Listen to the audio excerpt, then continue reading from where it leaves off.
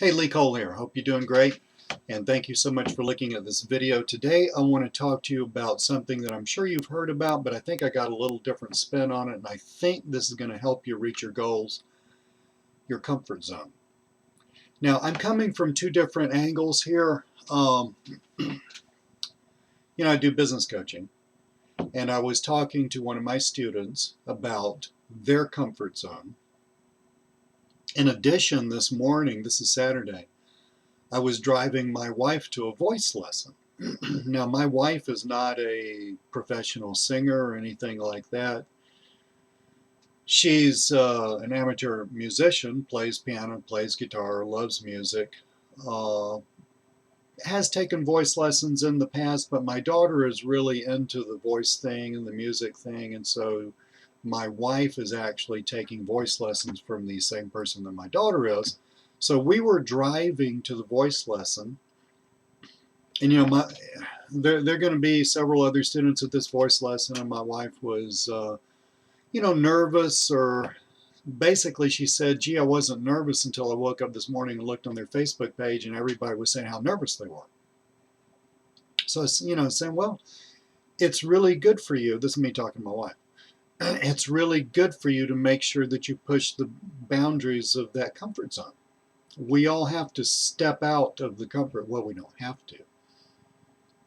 Most people actually don't. But we should. It feels good to. It's good for you to step out of that comfort zone and basically enlarge it so that your life grows. People say, as kind of like a platitude or a bumper sticker, you got to get out of your comfort zone. That's true in that case, because sometimes you are hemmed in by your comfort zone, and there are things outside that you look at and you think, wow, I wish I could do that. I wish that I could sing in front of people and sound good.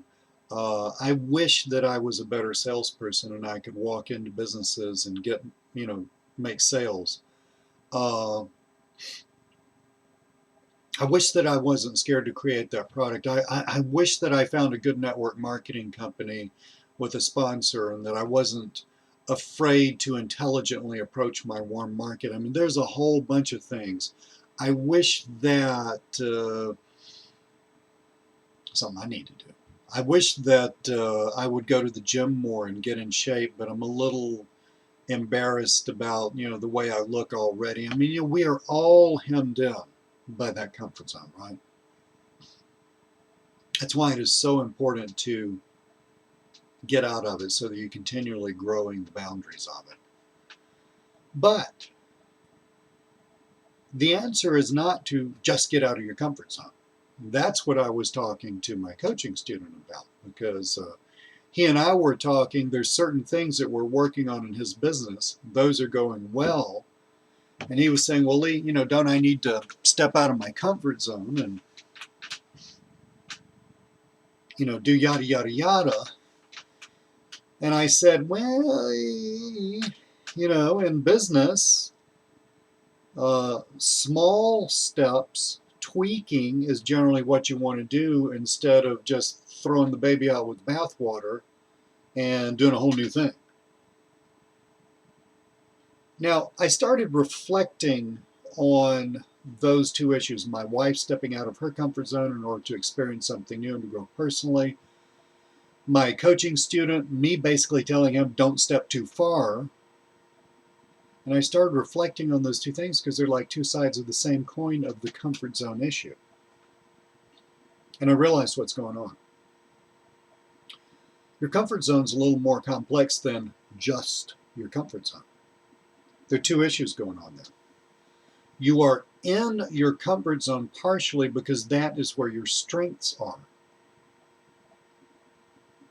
Just as another little metaphor here, I was talking to another friend of mine. This is just a casual conversation. He's working really hard on becoming an amateur power lifter. Got a degree in like sports science or sports physiology or something like that. Knows all these terms and all how the human body works. Super interested in all that stuff. And he's telling me, he said, well, he's just getting back into shape.